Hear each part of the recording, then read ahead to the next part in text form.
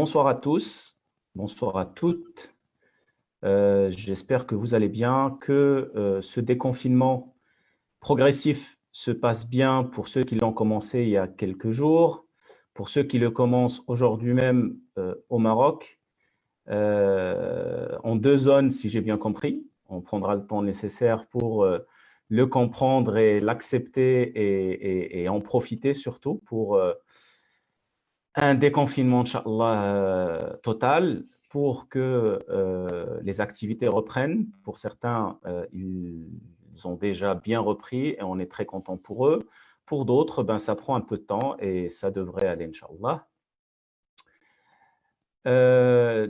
Nous allons faire ce live en français parce que c'est un nouveau programme qu'on partage avec vous et l'initiative Iqtisadcom s'élargit auprès de nos entrepreneurs du monde ou nos entrepreneurs marocains du monde, d'où le nom marocain MDM Entrepreneurs, qui sont Marocains du monde entrepreneurs.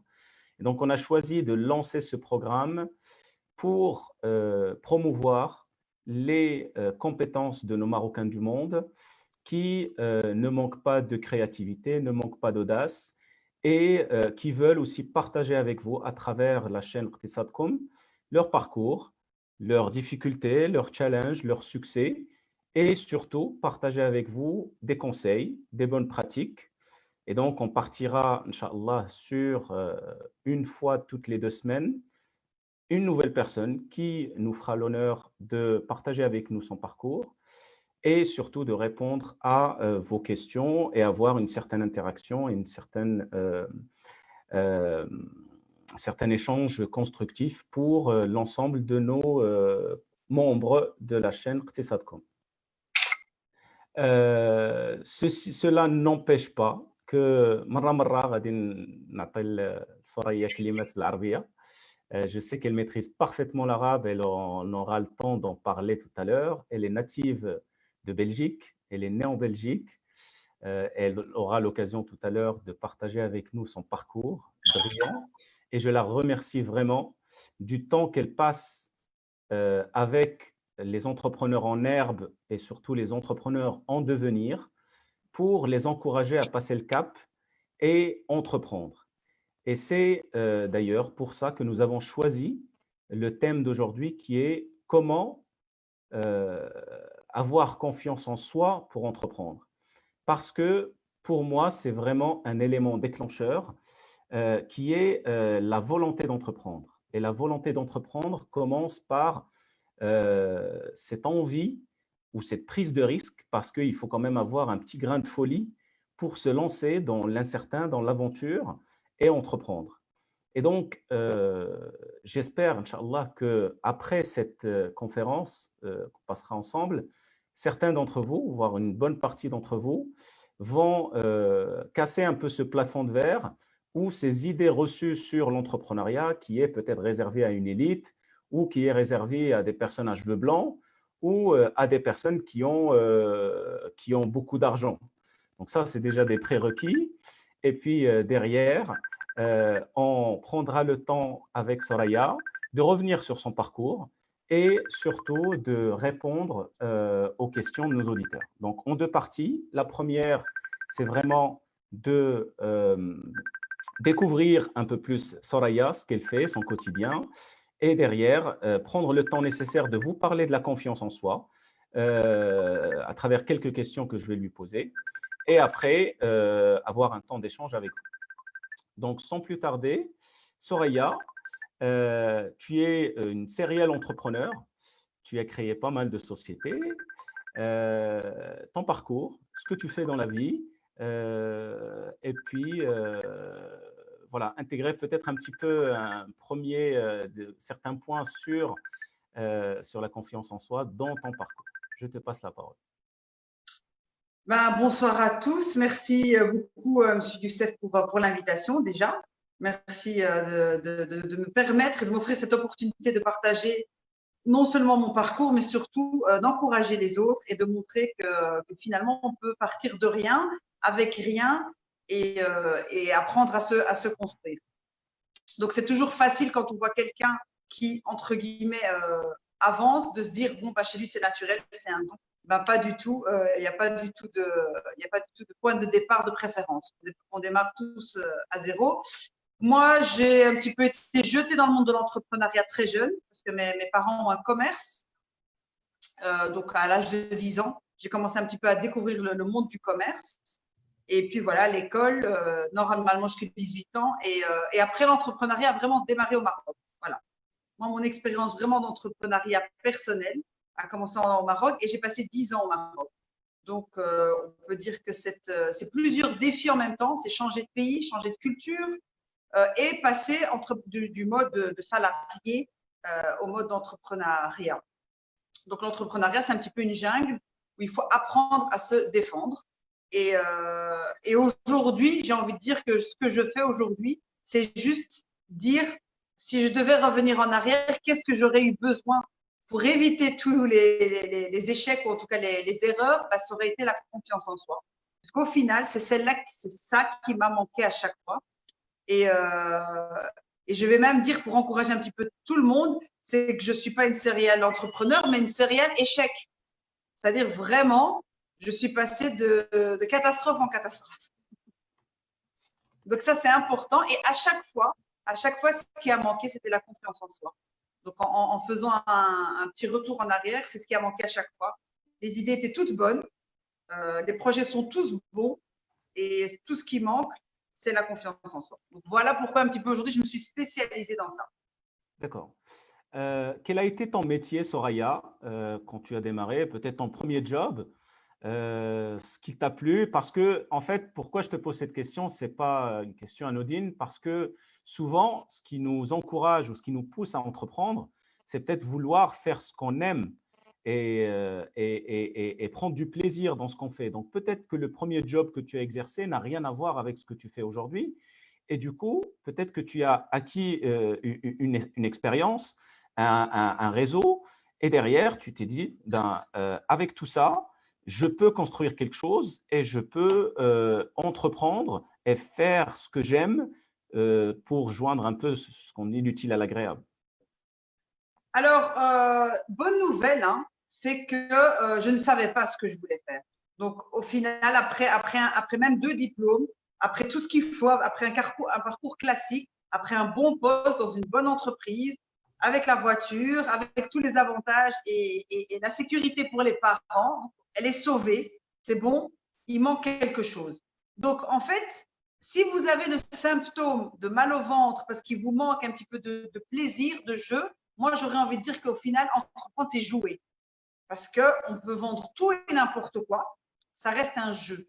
J'arrive à vendre, j'arrive à diffuser mon produit, j'arrive à en parler. Donc, en gros, avant même de savoir ce qu'on aime, parce qu'il m'a fallu quand même, il ne faut pas se mentir, 10 à 15 ans. Hein.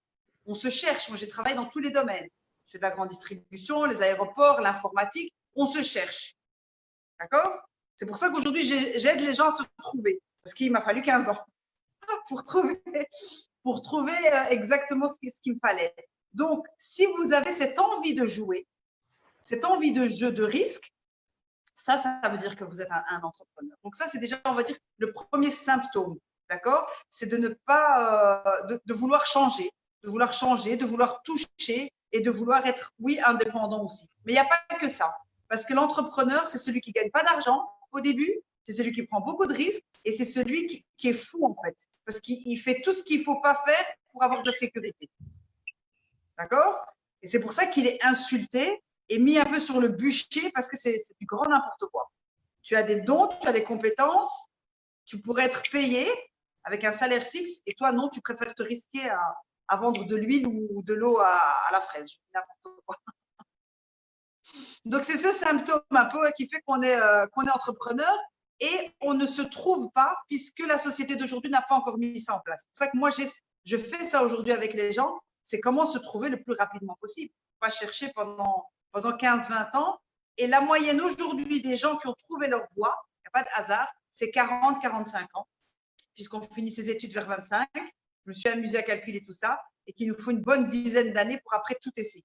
D'accord?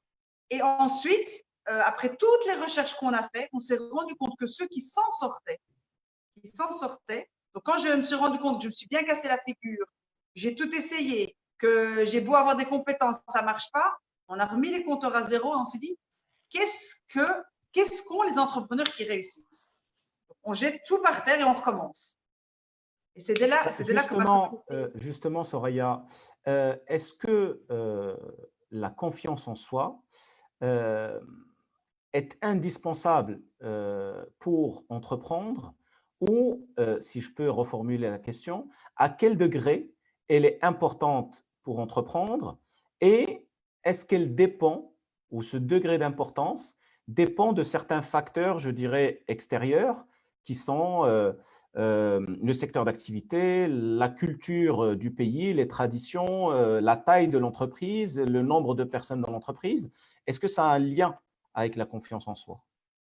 Alors, ça a un lien, oui et non. En fait, c'est un lien avec la personne. D'abord, la première question que vous m'avez posée, c'est que pour moi, la confiance en soi aujourd'hui, c'est une condition sine qua non.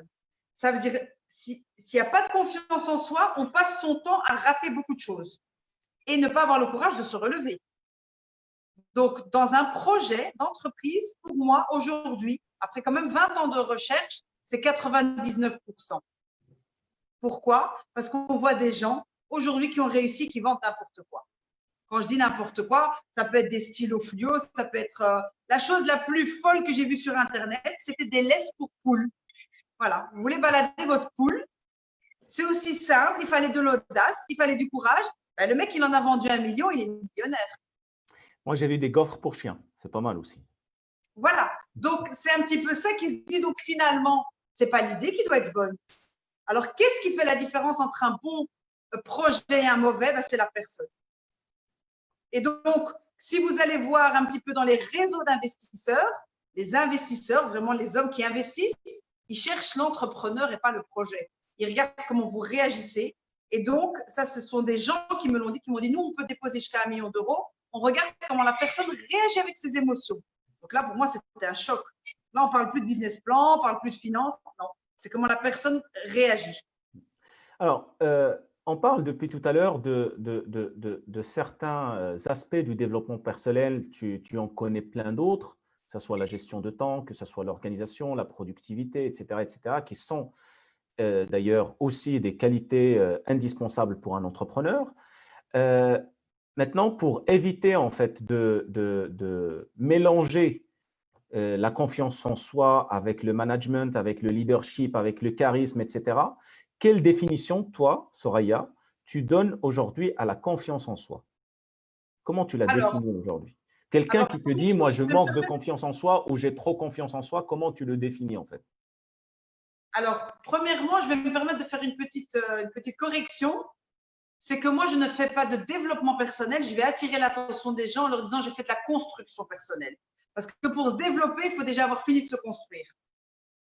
Et comme la société dans laquelle on vit aujourd'hui, ou l'école, même si tu as 3 doctorats, ne t'aide pas à te construire. D'accord? On tient avec les compliments de nos parents et de notre famille. Puis on tombe. Donc, on ne s'est pas construit. Donc, il faut se construire. Donc, la confiance en soi, c'est quoi? C'est un peu comme les immeubles japonais qui aujourd'hui sont antisismiques.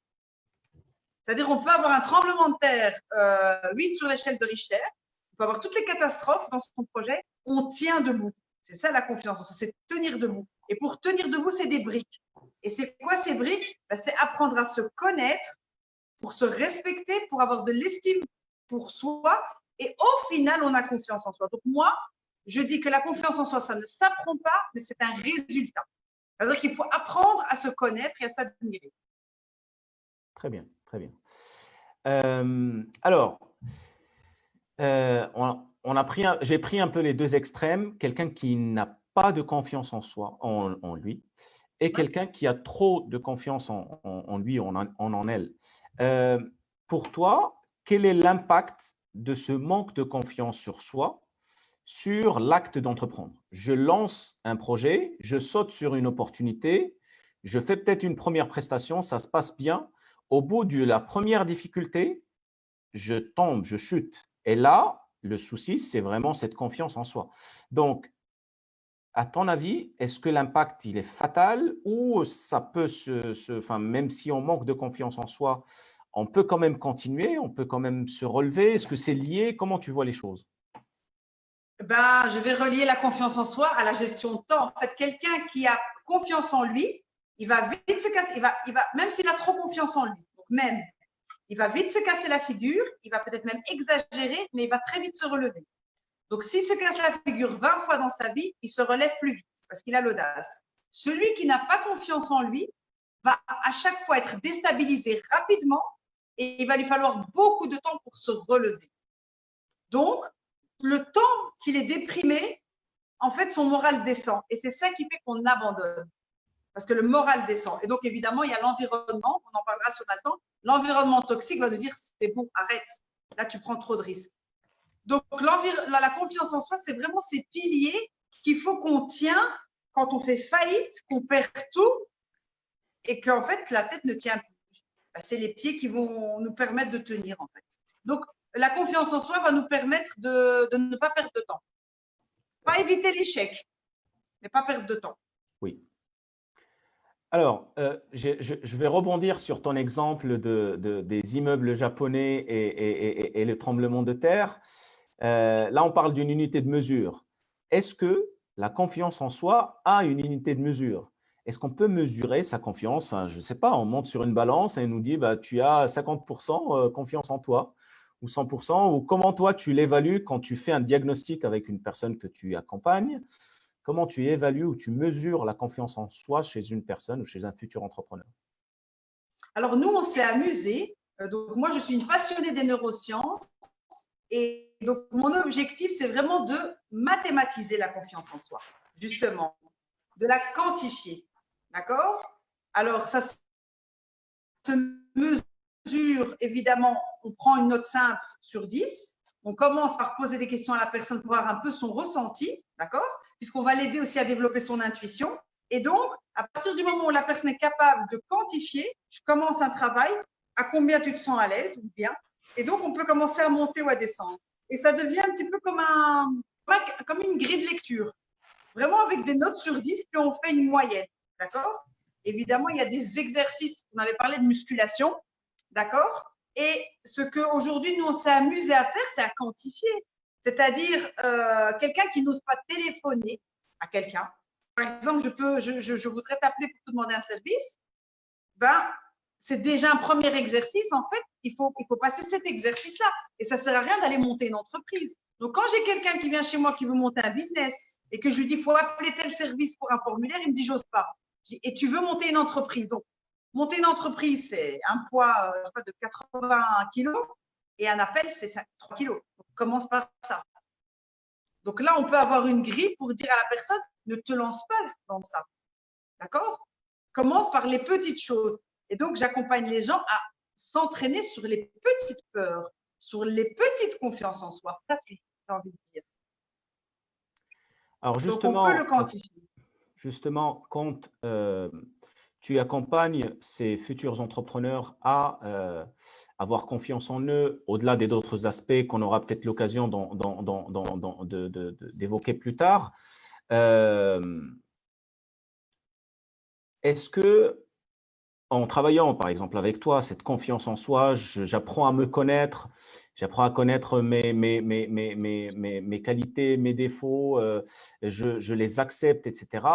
OK, on passe un mois ensemble, tu me lâches dans le bain, je me lance. Est-ce que après cet exercice de travail sur soi, est-ce que j'acquiers cette confiance à vie? Ça y est, tu me donnes une garantie à vie, ou je dois l'entretenir? Je dois, enfin, comme une voiture, je fais une vidange, mais ça ne veut pas dire que ça y est, elle va rouler toute la vie.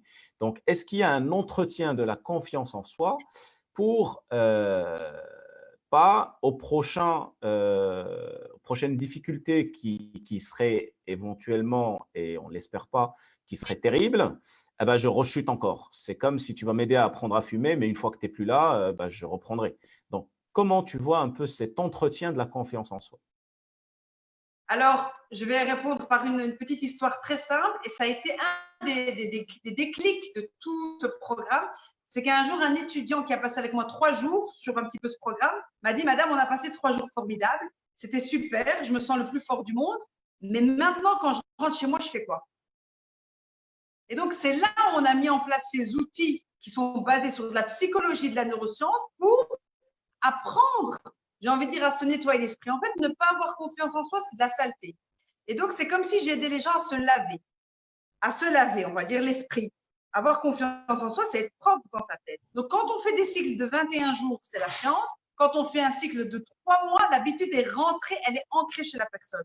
Donc, au bout de 3 mois, c'est comme un centre de désintoxication de déprime. Au bout de 3 mois, on peut lâcher la personne dans la nature. Pourquoi? Parce que, elle a été conditionnée. Ça, c'est de la science, psychologie. 2, elle a les outils. Et 3, je lui donne les outils que 100% des gens ont sur cette planète qui ont réussi. Et ça, tu le sais très bien. Je parle d'un mentor, c'est moi pendant le programme, mais même après.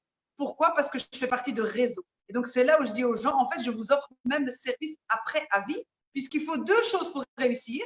100% des gens sur cette planète qui ont réussi, même si on n'a pas la confiance en soi, ont un mentor, ou des mentors et un réseau. Donc ça, c'est la première étape avant même de chercher à être accompagné. Et donc, une fois que je finis avec les gens, j'ai envie de dire, maintenant, évidemment que ce n'est pas fini, il faut se protéger. Et c'est un petit peu pour ça, pourquoi mon logo, c'est un bouclier. Il faut se protéger de ce qui est à l'extérieur. Donc, on se lave, on fait un grand nettoyage et puis on apprend à se protéger de l'environnement toxique, puisque si on rate, tous les gens qui ratent et qui nous regardent ce soir, c'est à cause de la famille et des amis. Super, super. Soraya, quand tu es en train d'expliquer un petit peu toutes ces démarches qui paraissent un petit peu, peut-être un peu théoriques ou inaccessibles ou inatteignables, parce qu'on a tellement été, comme tu le dis, dans un environnement, si je peux utiliser ton mot, un environnement sale, où on s'est rempli un peu de poussière et de saleté. On a du mal à s'en débarrasser ou soit on réfléchit à l'extrême qui est de tout laver mais en 24 heures et c'est pas possible et je me dis non, non, c'est pas pour moi, je peux pas et on est pris par le quotidien. Est-ce que tu peux nous raconter en fait un exemple qui montre comment les gens en fait ont pris conscience de cette volonté ou cette importance de faire l'exercice? Et derrière, enfin, je ne veux pas parler de mon exemple parce qu'on a eu ces discussions avant et ça m'a permis en fait de voir les choses autrement et ce n'est pas le but, mais de voir en fait à quel point des choses qui sont scientifiques, prouvées, dont tu parles et on n'aura malheureusement pas le temps aujourd'hui de rentrer dans les détails, mais c'est tellement scientifique, c'est tellement prouvé qu'il suffit de s'y prendre et de s'y prendre sérieusement pour pouvoir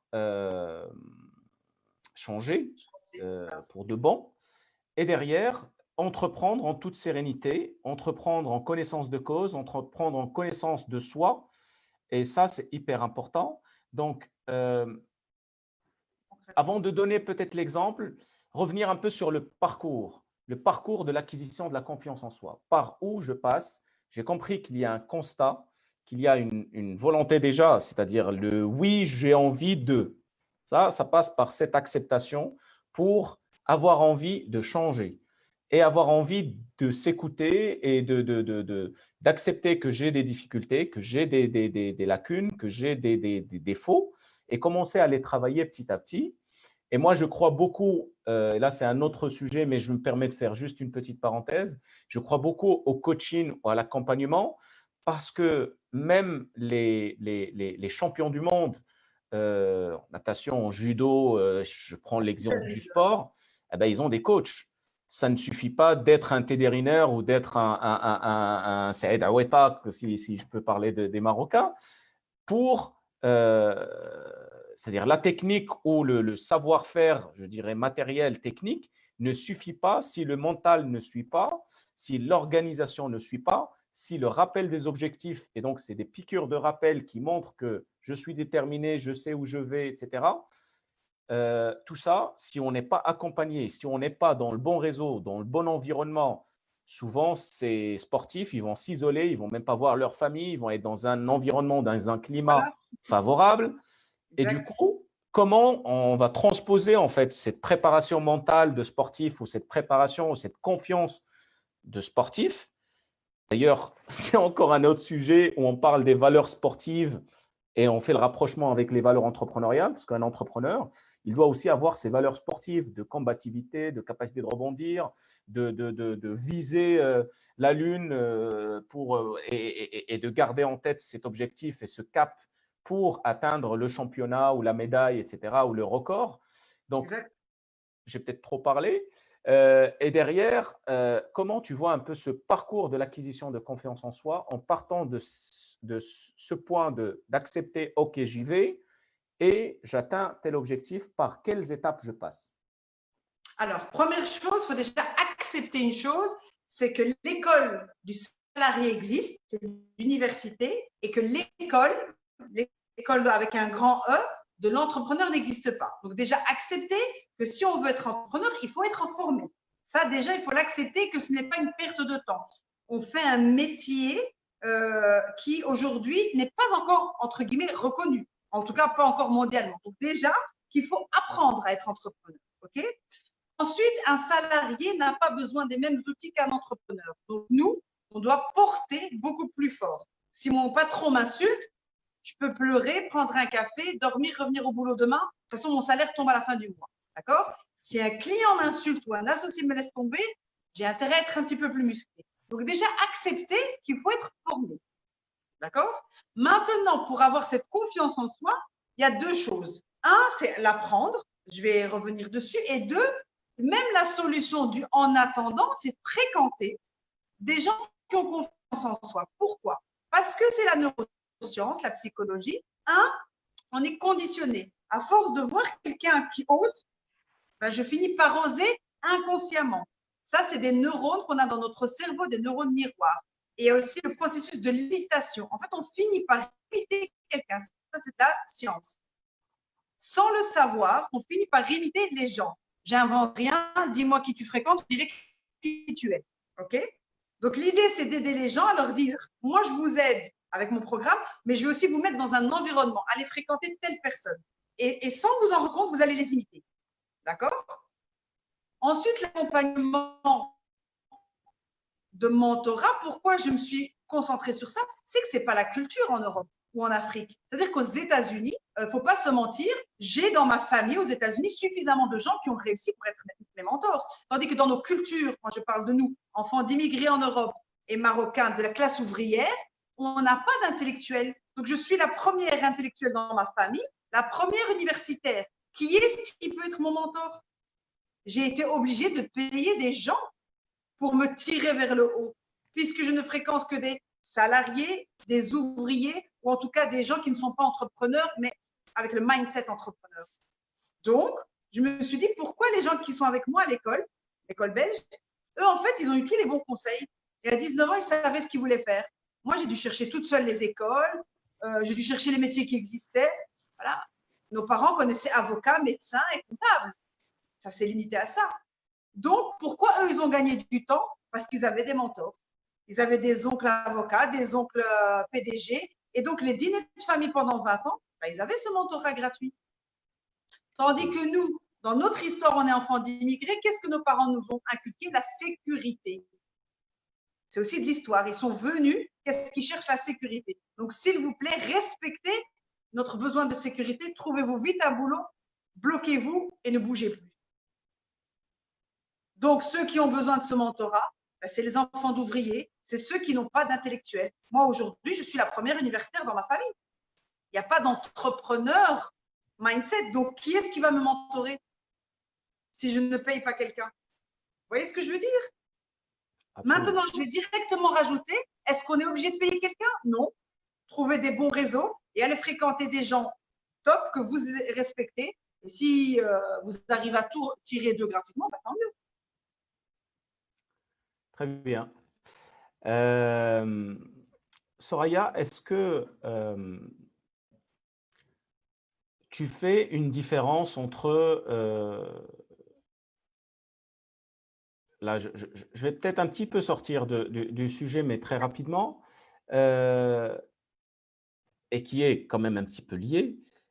L'entrepreneuriat au Maroc, c'est un sujet aujourd'hui. Enfin, s'il n'y avait pas ce confinement, on était parti sur une lancée d'entreprendre lancé par Sa Majesté pour encourager l'entrepreneuriat. Parce que c'est un effet de levier, c'est une émancipation, c'est un acte noble, c'est un statut, c'est un engagement, c'est une responsabilité, c'est être multicasquette, être entrepreneur social, parce que c'est aussi le cas au Maroc, où j'ai eu l'occasion de rencontrer pas mal de coopératives, pas mal de fondations qui travaillent, et je pense toi aussi d'ailleurs, pendant tes années d'expérience au Maroc. Toi qui as un peu cette double culture entrepreneuriale, est-ce que tu penses que c'est beaucoup plus difficile d'entreprendre au Maroc qu'ailleurs? Euh, En ayant le lien avec cette confiance qui peut-être devrait doubler, voire tripler, ou peut-être être moins si on est en Belgique ou si on est au Maroc. Juste pour un peu donner un peu pas un comparatif, mais une vision de l'acte d'entreprendre à l'étranger et l'acte d'entreprendre au Maroc, pour profiter un petit peu de cette double culture. Et c'est un des objectifs aussi de cette chaîne, ce nouveau programme MDM Entrepreneur, c'est aussi de faire voyager nos membres marocains à l'étranger pour voir aussi que c'est peut-être pas aussi facile qu'on le pense. Et le deuxième objectif de ce programme-là, c'est aussi créer des ponts entre les entrepreneurs du monde, et on aura l'occasion d'inviter d'autres qui viennent des États-Unis, du Canada, des Émirats, de l'Italie, de France, etc. On a donné honneur aux Belges pour démarrer cette Bah, c'est série les de meilleurs, programmes. hein. Bien sûr, je ne peux pas contredire. Pour commencer cette série de programmes MDM Entrepreneur, c'est partager et profiter de cette double culture pour rapprocher nos lecteurs ou nos membres à ce qui se passe de l'autre côté de la Méditerranée ou de l'Atlantique de l'autre côté.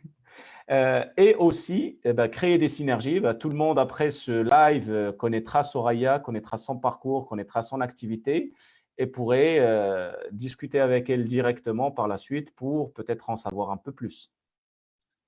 Alors, je vais certainement vous étonner, mais pour pouvoir avoir un déclic d'entreprendre, j'ai envie de dire que moi, je travaille mieux. Et là, tout à l'heure, vous avez dit futur entrepreneur. Ben, malheureusement, on n'a pas encore beaucoup de futurs entrepreneurs qui ont ce déclic d'être accompagnés. Donc, je travaille souvent avec qui? Ben, avec des gens qui se sont suffisamment cassés la figure et qu'à un moment, ils se disent, je crois que j'ai assez payé mes échecs et maintenant, il serait temps soit que je sois formé, soit que j'arrête. Donc, il faut suffisamment de désespoir, suffisamment de déprime et suffisamment de rage et de colère pour se dire maintenant, et je pense que je t'avais dit, Youssef, est-ce que tu en as suffisamment marre de perdre du temps? Si la personne me dit non, ça va, ça sert à rien de commencer. Il faut en avoir marre, d'avoir perdu du temps. C'est maintenant qui tout doux. C'est ceux-là qui, en fait, c'est le déclencheur. Celui qui a cherché pendant 10 ans. Et ça m'est aussi arrivé à moi, évidemment. Ça, c'est la première chose. La deuxième chose, j'ai passé 10 ans au Maroc et mon plaisir aujourd'hui, d'ailleurs, c'est mon projet, c'est de développer le marché africain et marocain parce qu'ils sont beaucoup plus motivés et beaucoup plus boostés qu'en Belgique. C'est une vraie, je ne peux pas dire une catastrophe en Europe. Alors, j'ai des clients au Maroc beaucoup plus facilement, même s'ils n'ont pas les moyens. Pourquoi? Parce qu'ils ont compris qu'il faut compter sur personne. Donc, je vais vous dire, si vous êtes dans un pays économique pas stable, ou en tout cas pas garanti, c'est votre chance. Parce qu'en Belgique, c'est une vraie catastrophe. Quand on dit à quelqu'un une formation payante, il trouve ça ridicule. Pourquoi? Parce que tout est gratuit chez nous. Tout.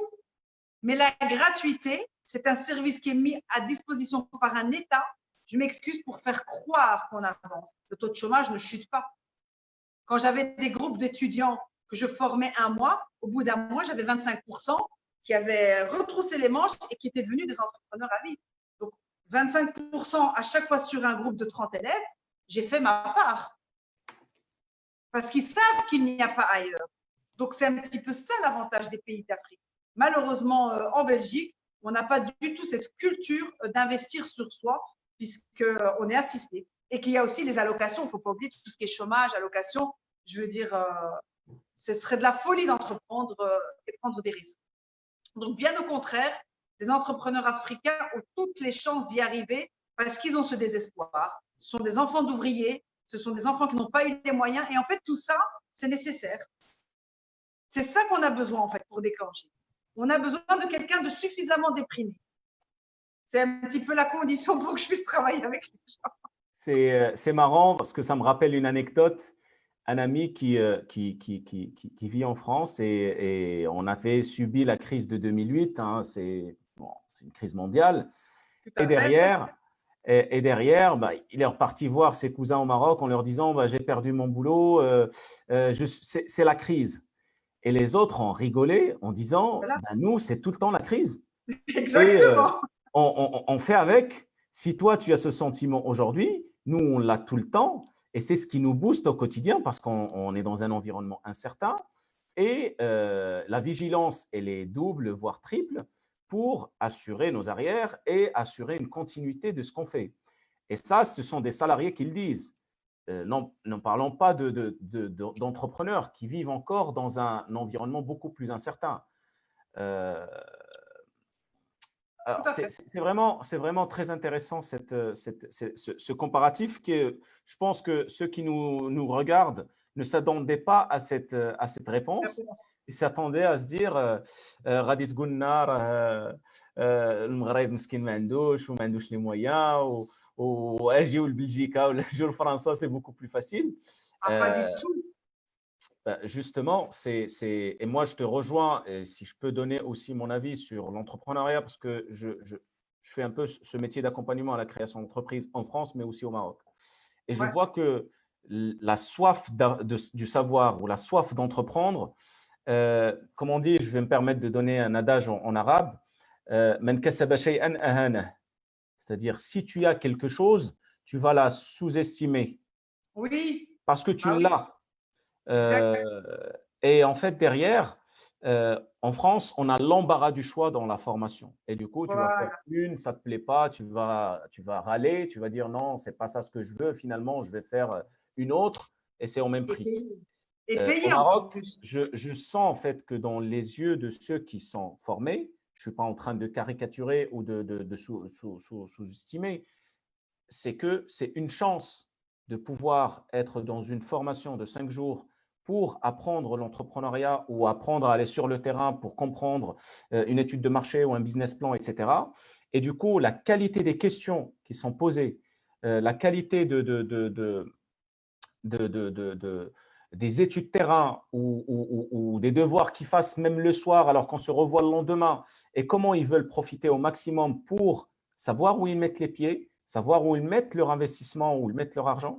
Ça, c'est hyper important. Et finalement, et ça m'amène à une question, est-ce que la peur de l'échec construit la confiance?